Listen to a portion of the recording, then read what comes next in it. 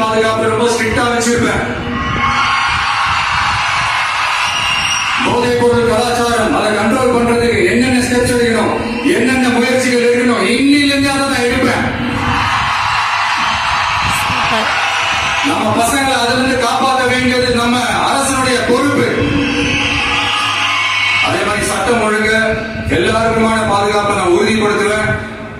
என்ன அவமானப்படுத்துறவங்களாகவே இருந்தாலும், என்ன கஷ்டப்படுத்துறவங்களாகவே இருந்தாலும், அவங்களும் என் மக்கள் தானே. நண்பர்களாக இருந்தாலும் எதிரிகளாக இருந்தாலும் 8 கோடி மக்களும் என் மக்கள் தானே.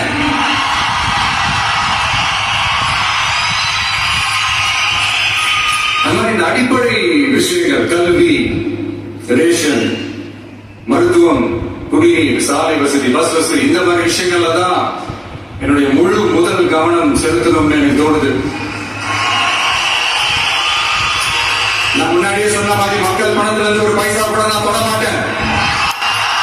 எனக்கு அது அவசியமும் இல்லை. அது உங்களுக்கு நல்லாவே தெரியும்.